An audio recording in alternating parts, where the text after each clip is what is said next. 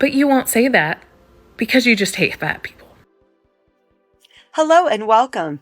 Thank you so much for joining me today. My name is Katie, and for those of you who don't know me, I used to weigh 360 pounds, and I've lost 180 pounds and kept it off for years now. And on this channel, we will discuss weight loss, weight maintenance, nonsense I see online about body positivity and fat acceptance, my experiences with all of that, and well, anything else I feel like talking about. So if that sounds like something you're interested in, please go ahead and hit that subscribe button down below, and let's get into today's video. So today I have a couple of TikToks from our friend to the channel, Mighty Murphin Fash, and I figure we'll check back in with her and I'll give you my reactions along the way. I think that people really have zero concept of weight and size and at what size things actually start to affect you and you start to lose access to things. Okay, so our friend is responding to a comment that reads, "Most people don't weigh 400 pounds. Jesus." Okay, so right off the rip, I gotta say, I don't think this comment was made in good faith whatsoever. And even for internet comments, that's a bit rude, right? But our friend is going to go ahead and respond to it. And, having been 360 pounds myself, and at my thinnest, I got down to 145 pounds. So I at least know how weight and size were related on me. And then from working at Lane Bryant and Men's Warehouse, I was able to get a little bit of experience on other people as well. So I don't think it's necessarily a fair assessment that people don't understand this, but I do think that some people wouldn't understand, that's for sure. So I am curious to see what she has to say. Also, before we get too deep into today's video, I'm sure you can tell my voice doesn't sound what it normally does. I had a really nasty case of laryngitis last week, and this is actually about as good as it has been in about 6 days, so we're going to go ahead and power through today while I can still talk. But let's see what our friend has to say about this. So you think that access to seats on airplanes starts to affect you at 400 pounds? Wildly inaccurate. Well, yeah, that would be wildly inaccurate because that's not what the comment said. The comment said most people don't weigh 400 pounds. So I think it would be a bit of a leap to read that comment and then jump to the conclusion of, well, that must be when you think that issues start for people on airplanes. No, they said most people don't weigh 400 pounds. So that's not even responding to the comment. So first of all, most of US women are a size 16 and over and are plus size. So we're starting there as our baseline. Most of US women are plus size. And again, the majority of the women who are plus size are at the lower end of the plus size spectrum. They're going to wear a size 16, 18, 20. They are not going to be a size 26, 28 and above. That was my experience working in retail. That was what I saw on sales reports. And quite frankly, it's what I can see with my own eyes. So unless we actually get a breakdown of each size and what percentage wears what size, I'm going to have to believe what my experience has shown me at this point, and that the vast majority of women who do wear plus sizes are at the smaller end of plus sizes. So I think it's just kind of become a blanket statement now for our friend here, that every single time she gets any sort of comment she doesn't like or any pushback on anything, she's just going to bring that up over and over again, that the majority of women in the US wear plus sizes, or that 70% of US women wear plus sizes, or however she wishes to word it to make it sound like her cause has more people behind it. So most US women are going to be like an XL, a 1X, okay? I myself am a few sizes above that. I am like a 3X on the top, a 4X on the bottom. So if we're starting at like an XL, a 1X being the average, I am only a couple sizes above that. Okay, and the wordplay continues with our friend here. Did we catch all of that? She starts out by saying that most women in the US wear an XL or a 1X. She then says she wears a 3X or a 4X, and therefore she's a few sizes different. And then just a couple of sentences later says that's a couple of sizes different. And in both cases, she's incorrect. She's going by letter sizes, not number sizes, so that way she can make those statements. Because realistically, especially in plus sizes, a 1X is not one size. It's two sizes in one. Now, depending on the brand, that might be a 16-18 or an 18-20 or a 14-16. It just all depends on how that brand wishes to label their 1X. But it's going to be two number sizes in that letter size. So a 1X to a 2X, that's not a difference of one size.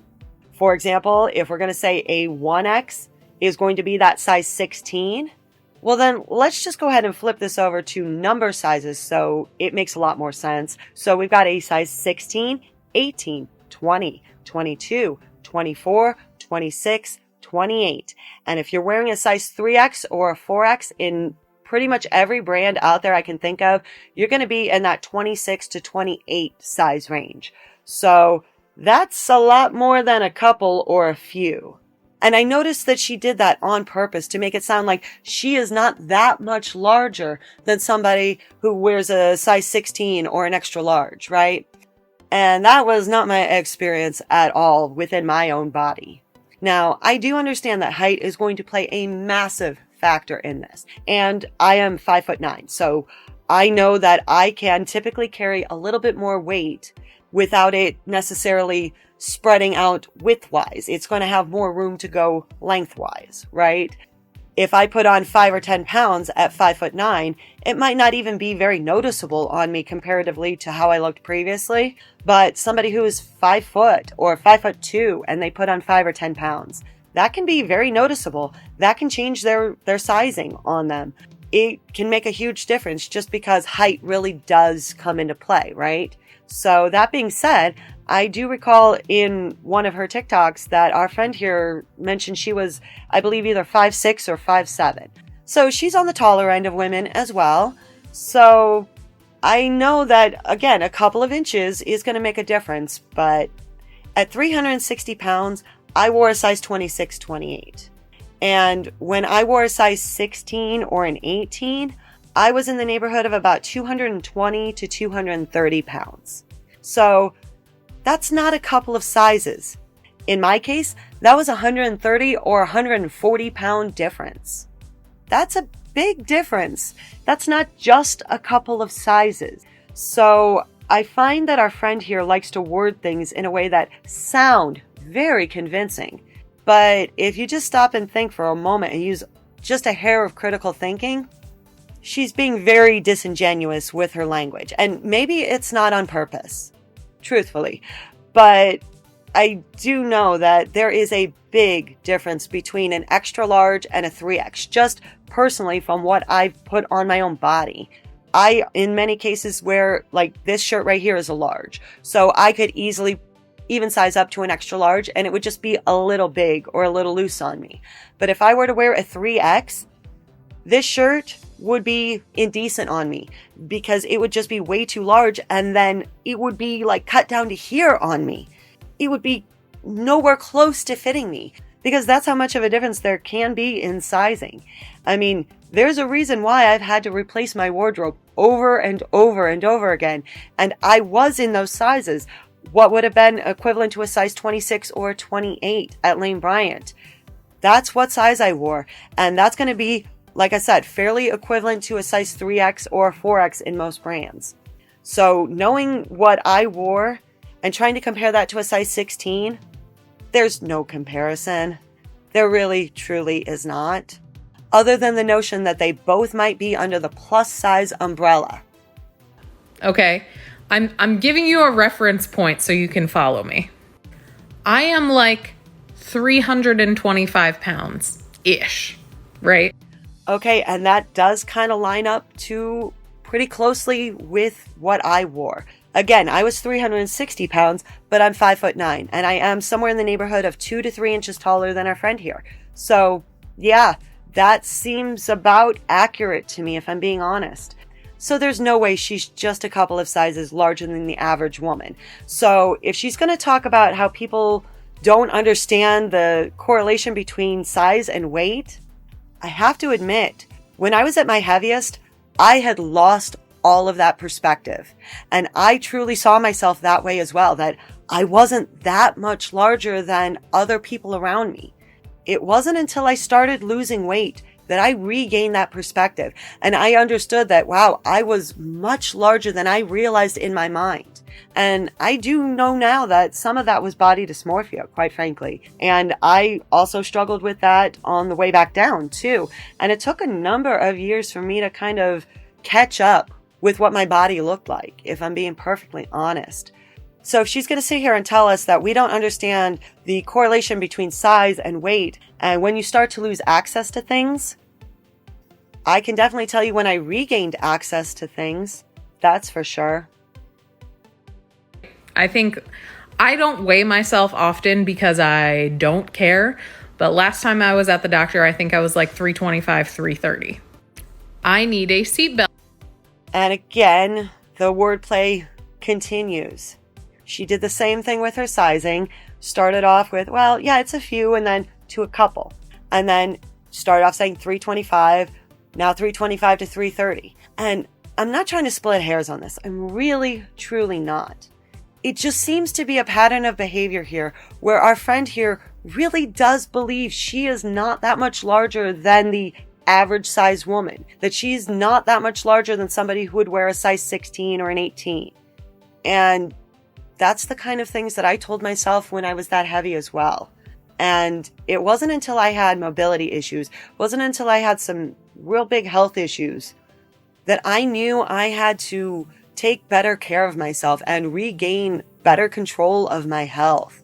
And then once I did and I started losing weight, it gave me that perspective again. So if she's over here is telling herself that she is not that different from the average size woman, it just makes me really sad, because those are the lies and delusions that I told myself for so long that allowed me to continue to get larger or stay at the weight that I was. Once I actually realized where I truly was and the relationship to my size and my weight, I realized I had to make some changes. So it brings me no joy in pointing out her inaccuracies with her words, because it just reminds me so much of the things that I used to tell myself. I need a seatbelt extender. When it is available to me through like Southwest Airlines, I utilize their customer of size policy. I am not 400 pounds. However, I need accommodations on airlines, and I am only a couple sizes above the average US woman. But she's not. She's clearly not. Just a couple of sizes difference between her and the average US American woman. So this doesn't even feel like projection at this point. This feels like we've gone beyond that to just straight up coping at this point. That we are watching her cope on screen with the notion that she needs these things, but she's not that much bigger than the average US woman. And look, I'm not going to sit here and say that she shouldn't have accommodations. Seatbelt extenders, of course. Everybody should be able to wear a seatbelt. That's a no-brainer. I gotta be honest though, the customer of size policy kind of really rubs me the wrong way. She gets 2 seats for the price of 1, or anybody who uses this gets 2 seats for the price of 1. Meanwhile, myself and countless others can't even afford 1 seat. Do I get a free seat just because I exist? I mean, they get a free seat because they exist larger than the regular seats. So can I just get a free seat? So, I mean, if I'm being perfectly honest here, on a real level, that one honestly drives me bonkers. That there are so many of us that cannot afford to fly, and they're just giving away free seats. So, yeah, I understand accommodations, but here's the deal with accommodations. They need to be reasonable. I mean, that's at least what the law in America is, that they need to be reasonable accommodations if you're going to try to get accommodations under the ADA or the Americans with Disabilities Act. Now, I know obviously that's going to vary in different countries for sure, but our friend here is from America and so am I. So if we're talking accommodations, it's reasonable accommodations. It's reasonable that they have seatbelt extenders so that way, yes, you can clip yourself in and be safe on the plane. Is it reasonable that you get 2 seats for the price of 1? I mean, I've already let my opinion be known on that, but let me know down in the comments below how you feel about that one too. So, yeah, accommodations, sure, but reasonable accommodations. What you all fail to realize, because you won't acknowledge your own biases, is that accommodations for people's size, i.e., making seats a little bit bigger on airplanes, because they actually have shrunk about 4 inches since the 1980s because corporate greed, would benefit everyone. Would benefit everyone? That is a very bold statement that I can easily pick apart. I gotta be honest, this is not gonna benefit everybody if they do that. Because again, there are plenty of people like myself who've never been on an airplane because the cost has been prohibitive. So how does our friend think that they're going to add extra room on these seats or in aisles or leg room or any of those things that she and many, many others in these communities have asked for? Any guesses? Because the only way that I can figure this out, and yes, I have looked at schematics of airplanes and the interior blueprints, and the only way they'll ever be able to do this is to remove seats. If they want larger seats, there's going to be fewer seats on the plane. And if there's fewer seats on the plane, what's going to happen to the cost of tickets? What on earth is going to happen to airline prices if they start taking seats out? But this idea that it's going to benefit everyone? Hardly. It'll benefit her. It'll benefit her community, I'm sure. But everyone? No, she's not thinking of everyone unless she assumes that everyone can afford to just pay more for a plane ride. And then the other thing I couldn't help but notice, she said that we don't want it just because of our biases, right? You don't think that she might want this because of her bias? That she's already aligning herself with being very similar in size to the average US woman, right? She's just a couple of sizes larger, right?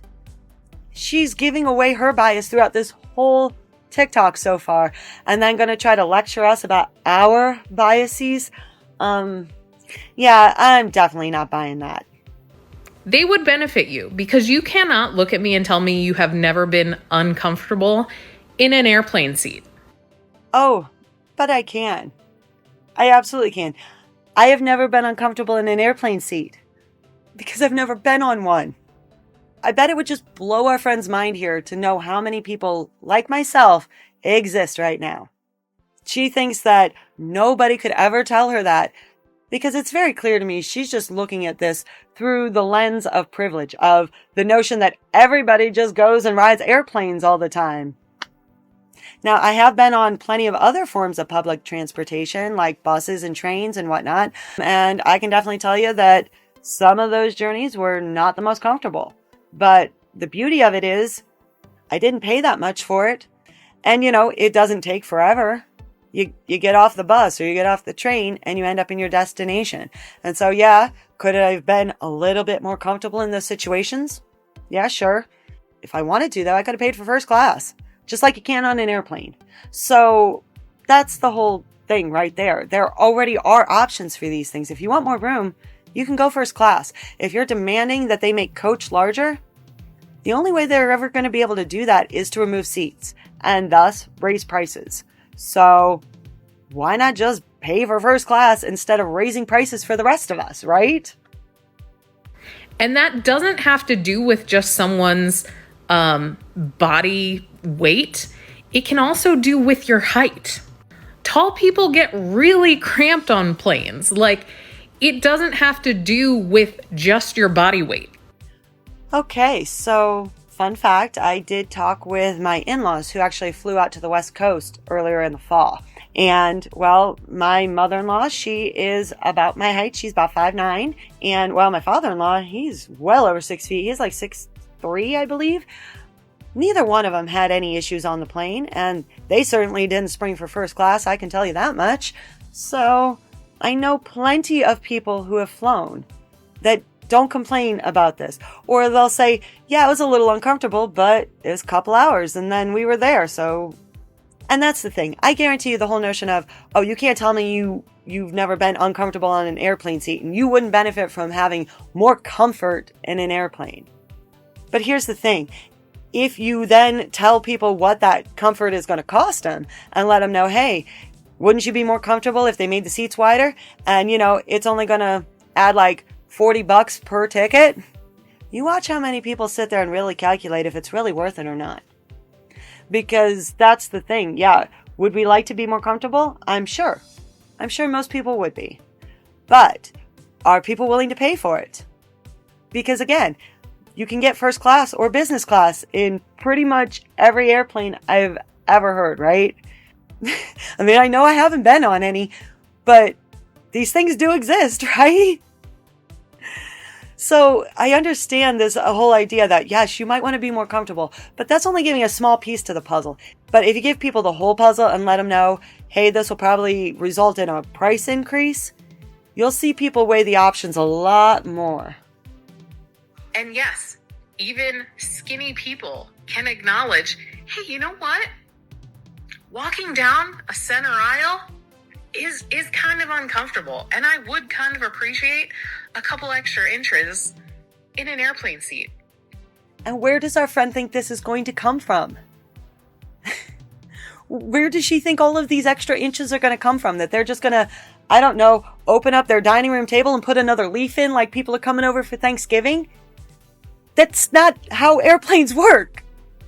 The size of the fuselage is fixed. And all of the equipment that is required to keep the airplane up in the air also has to be on the plane too. Plus all the cargo and literally all of these things. And she wants all this extra room. She wants wider seats, wider aisles. My goodness. I know that we've already kind of broken this down before, but every time I hear these arguments, it just absolutely blows my mind how incredibly tone deaf this really sounds. That they're just going to magically make these planes larger and it not cost people money, or that they can just find space that doesn't exist on airplanes in the first place. The magical thinking required at this point, it's honestly just astounding to me. Because it is kind of uncomfortable for everybody all around. And it would be kind of nice if they made things a little more comfortable for everybody. But you won't say that because you just hate fat people. That's how she's going to end it. We won't say that just because we hate fat people. But yet our friend will never acknowledge the notion that she's got her own biases. It's very clear that she wants all of these accommodations for fat people, and she doesn't care what it's going to cost or how that might affect people that might not be able to afford it as is. She just does not care at all because she just wants to point out our biases and all the ways that society and everything else needs to change so that way we can go ahead and accommodate her. Where I firmly believe reasonable accommodations are always acceptable, but reasonable, very heavy on the reasonable, and expecting that we're just going to magically increase the size of airplane seats, airplane aisles, or airplanes themselves, and that none of these things are going to end up costing more in the end to the consumer, I think that's nothing more than a pipe dream. So I guess our friend here can go ahead and keep demanding these things all she wishes, but I do believe she's also going to keep getting a lot of pushback. But let's go ahead and see what she has to say in this next one. Okay, so our friend is responding to a comment that reads, "Can't wait till I'm 10 years older and guaranteed not to sit next to you on a plane. Maybe one day you'll see the light."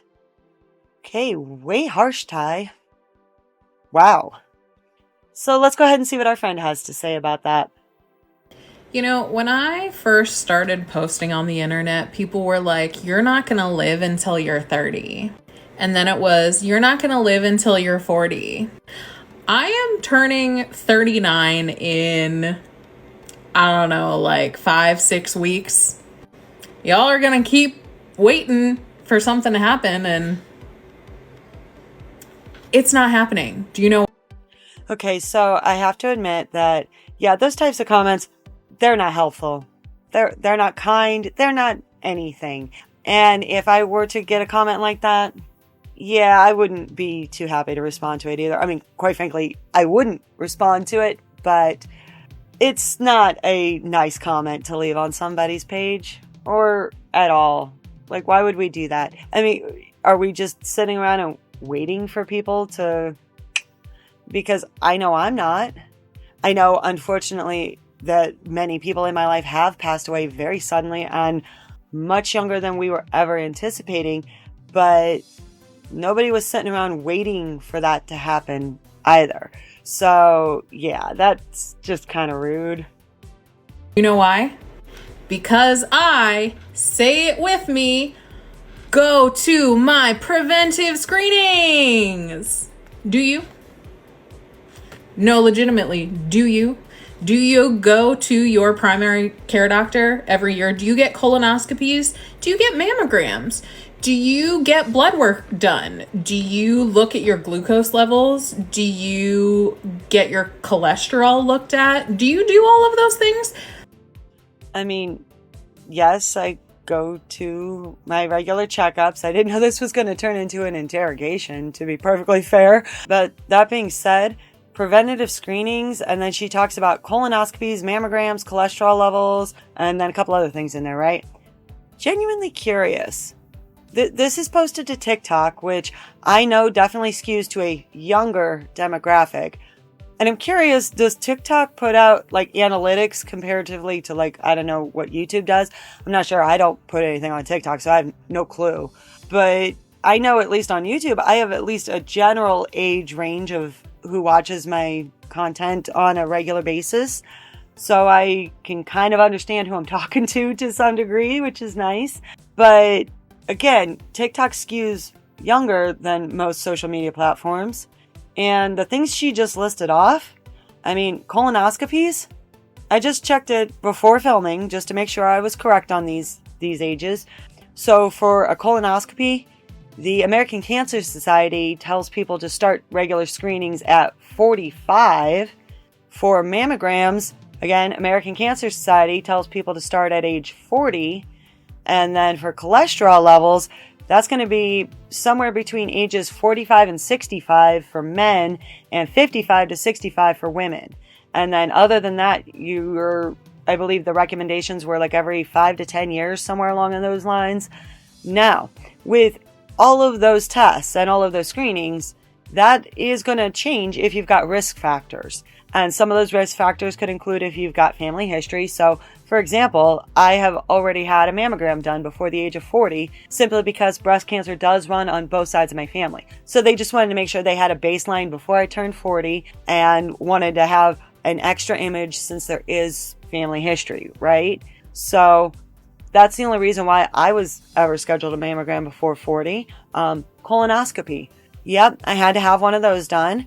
And the reason for that, well, I was severely anemic. So they had to check for essentially internal bleeding or all sorts of kinds of cancers. There was a lot of things they had to rule out with my anemia just to make sure they couldn't find some sort of root cause for it, right? And so that's the only reason why I have personally had one. And might I add, one of the worst tests or screenings I've ever had to go through. People will warn you about the prep, and that's accurate, but I also had a very, very bad reaction to the anesthesia they gave me. I believe they called it an adverse reaction. And, well, I essentially got up and tried to fight the surgical staff. I don't remember any of this, but evidently they had to give me another sedative. I believe they said it was ketamine. And what I do remember, though, is waking up before the end of my procedure and not being able to move or talk. That was real fun. So, oh yeah, I've definitely done all of these things. But the reason I personally have had to do these things was because they were trying to diagnose my multiple chronic illnesses that I have at this point. So my hypermobile Ehlers-Danlos syndrome, my mast cell activation disorder. I can't say it too quickly, otherwise those words run together.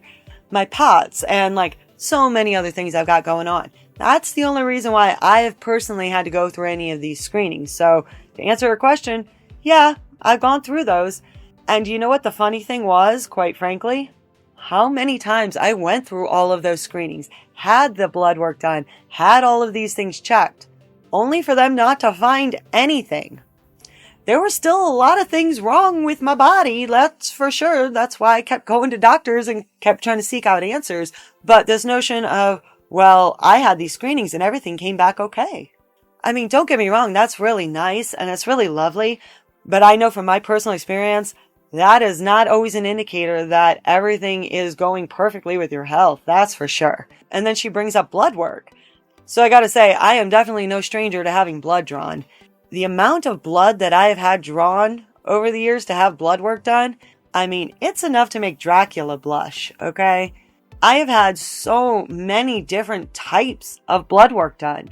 So many different types. There are specific types for, do you have cat scratch fever? Do you have Lyme disease? Do you have chronic Lyme disease? Do you have lupus? Do you have, I mean, like, just run down the list. I've probably had the blood work done for it. And again, I can't tell you how many times I had blood work done and everything came back that it was okay. Despite the fact I was severely anemic. Unless I have the correct blood work done for my anemia, it doesn't catch it. If I just have it done at the doctor's office and they run a CBC or the complete blood count, that's typically the normal blood work they're going to run on a lot of people. That never catches my anemia, that's for sure. It certainly was never going to catch my Ehlers-Danlos syndrome because there's no markers in the blood for that. So, yeah, definitely do these things, that's for sure. But also understand that there's a lot of things that those things don't cover. And that doesn't automatically mean you have a clean bill of health, especially when we already know that obesity, morbid obesity, super morbid obesity, those are not good for our health. And they're going to increase how many risk factors for how many different diseases and conditions, let alone all the joint problems and arthritis and just wear and tear on your body, right? There are so many issues that come along with just being obese.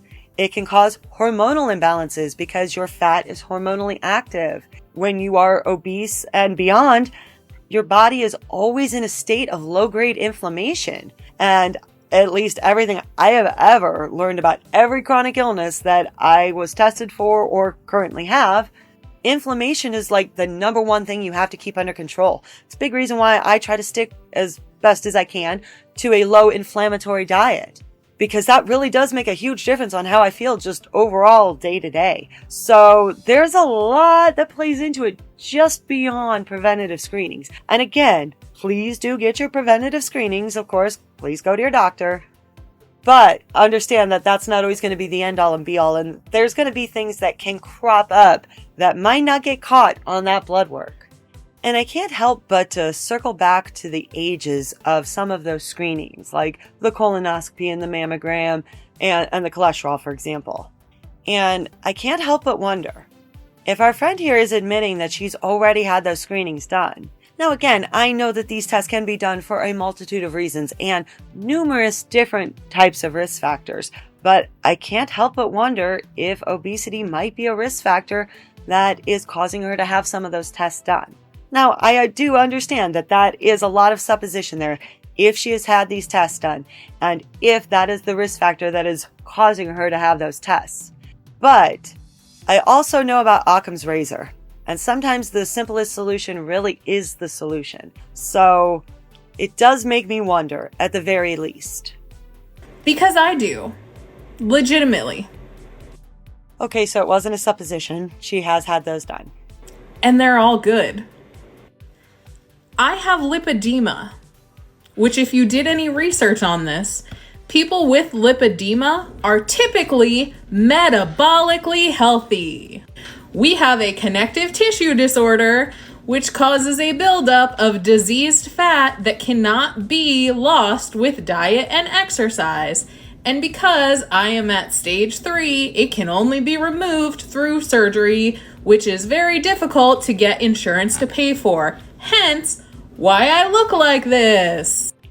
Okay, so I think many of us actually are fairly familiar with lipedema at this point, thanks in no small part to glitter and lasers. And yes, it is true that once you have the buildup of diseased fat, that those areas can only be treated through surgery, typically liposuction. But it's only those affected areas. The rest of your body that is unaffected still will respond to diet and exercise. Absolutely. So typically it affects your extremities, so your arms or your legs. And I know, like, my husband's grandma, she actually had it, and it affected right around her ankles. And the rest of her body was not affected. She was able to still gain or lose weight in the rest of her body. It was just those affected areas. So if she's trying to say that her condition is the reason that she looks the way that she does, only where she is affected by it. That's not going to account for her trunk or her midsection. None of those areas are affected by lipedema. It affects extremities. It's not going to affect your face. That comes from a buildup of fat. And the other thing that we have learned from glitter and lasers is that in order to reach these later stages that you require surgery for, you have to put on the weight to begin with. So yes, I understand that lipedema does cause an excess of fat that cannot be lost through traditional means. Absolutely. I've witnessed it in my own personal life. But I'm genuinely curious then, does our friend do all she can preventatively for her chronic illness? Is she wearing compressive garments? Is she partaking in low impact exercise? Is she following a low inflammatory diet? These are all things that go along with lipedema. And I mean, at least the last two, the low impact exercise and low inflammatory diet, that's often recommended for almost every chronic illness out there. Because again, you're trying to keep your inflammation down. So I'm genuinely curious, is our friend here doing any of the conservative measures she can, or did she before she got to stage 3? Or is she just going to use this as a crutch and say, well, I have this, so this is why I look the way I do? And again, I'm not trying to be mean. I'm just recognizing some of the things that I used to tell myself, because when I was putting on a lot of weight, getting towards my heaviest and around my heaviest, I had a very nasty ankle injury. I initially injured it in 2004, and I reached my heaviest in 2008. So after my ankle injury, I really did put on a lot of weight. And if I'm being perfectly fair, it wasn't the lack of walking or the lack of exercise that caused me to put on that weight. Yeah, I'm sure in some small way it may have helped contribute. But if I'm being perfectly honest, if I was moving myself around on crutches at all during that time, that takes a lot more effort than walking, and I'm sure I was burning a hell of a lot more calories than just walking. It was the food. I was using food as a crutch to fill that emotional and physical gap in my life at that point that the injury had caused. It wasn't the ankle that caused me to put on all that weight. It was how I dealt with it, and I used food to deal with it. So that's really what caused that for me. So it very much sounds like what I was telling myself, that my ankle caused me to put on that weight, without understanding that I definitely had some agency in that. It wasn't just my condition that contributed to it. It was also my eating habits. So I'm genuinely curious with our friend here if she actually did do all of these things, because she's disclosing all of these other things that she's doing medically, going to her screenings and having all of these things done, right? So does she actually wear her compressive garments? Does she actually take part in low impact exercise that might benefit this, like swimming or water therapy? Or is she using it just as I did with my ankle injury, as a massive crutch and an excuse? But again, metabolically healthy. I am so tired of having the same conversation over and over. But even if I wasn't, doesn't mean that you get to treat me like trash and think that I don't deserve basic things or like enjoyment in life. What basic things? She very clearly has basic things. She's got a phone or a camera that she is recording on. She's got a roof over her head. She's got the lights on. She's clearly got access to food. Those are all pretty basic things if you ask me. And oh, wouldn't you know, she's got clothes. For all the complaining that our friend has done about access to clothing, she's always wearing clothing. Those are pretty basic things. And I gotta be honest, more than many people in this world do have, so it seems she does have access to basic things.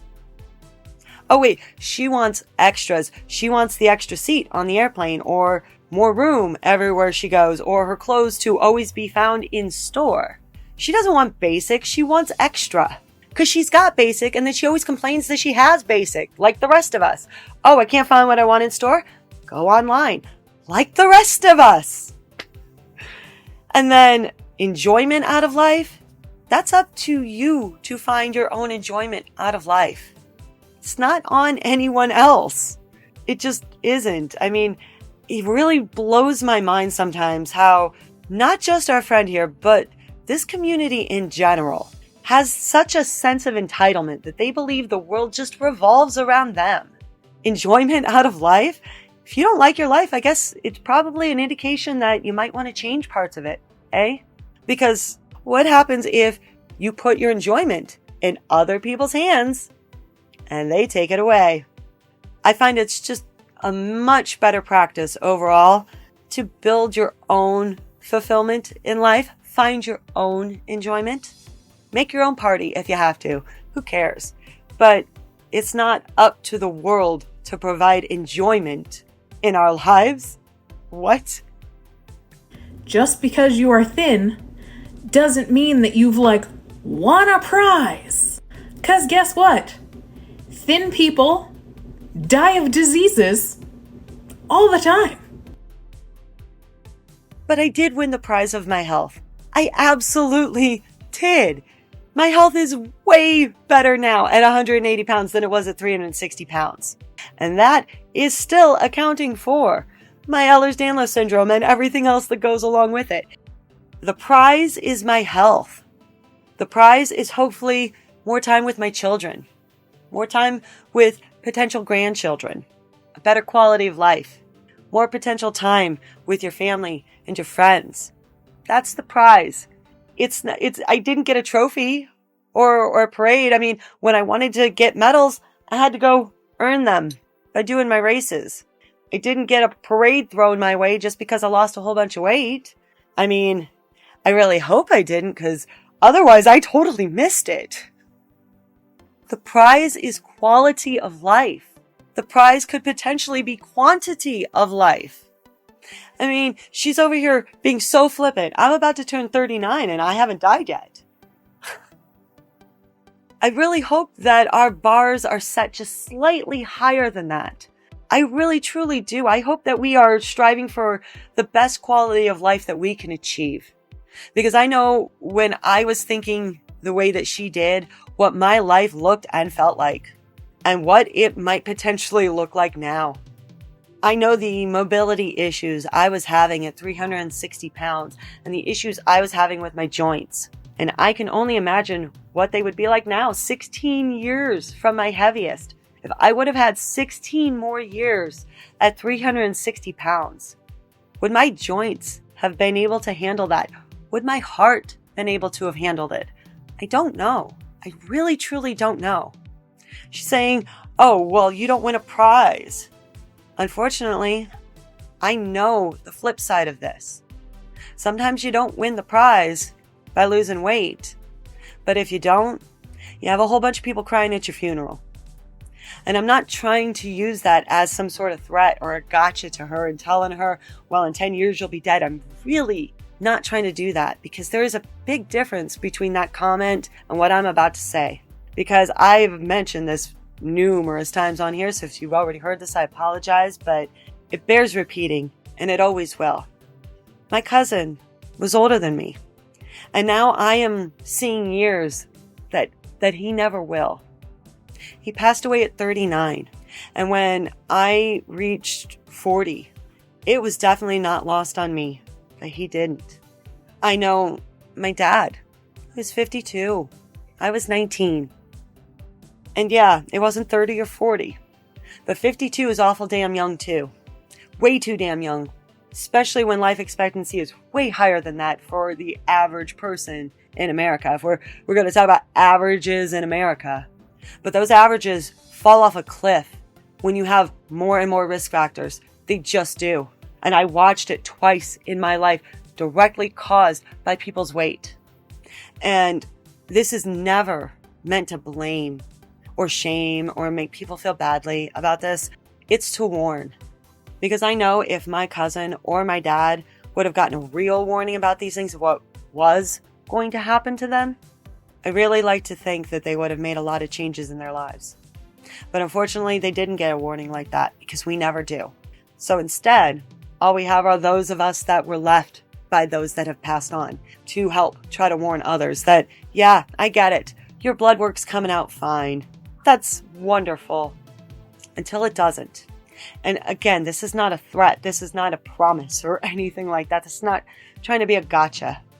It's hopefully a wake-up call at some point for some of these people within this movement, or at the very least, those that watch this type of content, that perhaps those of us like myself that make this type of content against this because we know what it truly can lead to, that it might just help somebody, one person out there, not fall into those same things that happened to my cousin or my dad or so many other people that died way too young.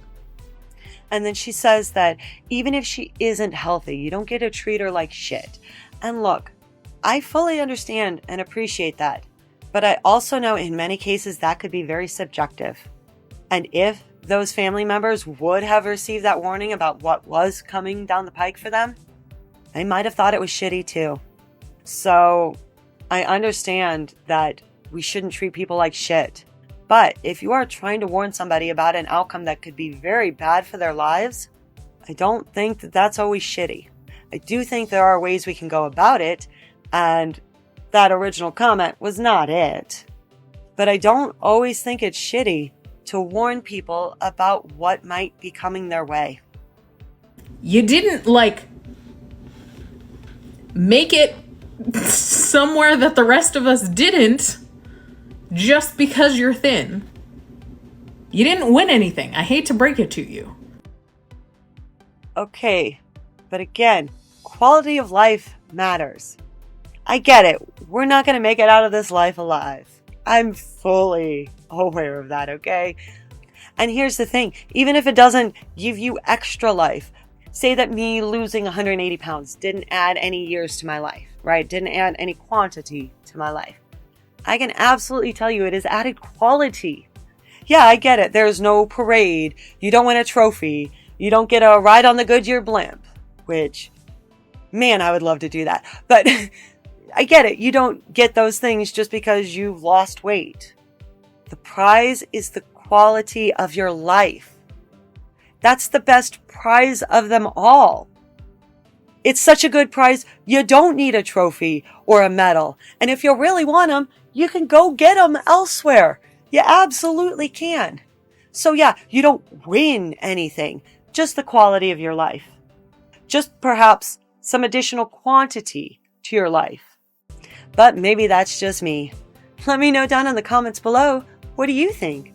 I'm genuinely curious and I love reading all of your responses. That is where we will leave things today.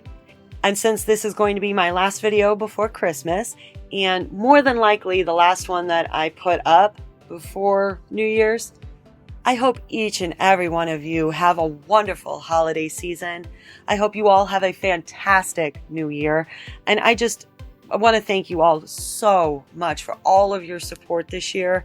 I'm so excited for the new year and what may be coming and just where all of this may eventually lead. So I thank you so much for joining me. Please be sure to like, share, comment, and subscribe. I will catch you all in the next one. Bye. It's Christmas Pokey.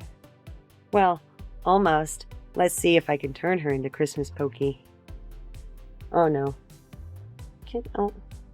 No? Can we try? Hi, Pokey. How you doing, babe?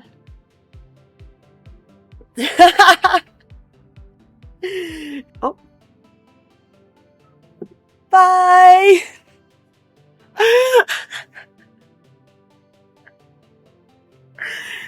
I can't believe she let me put the hat on her.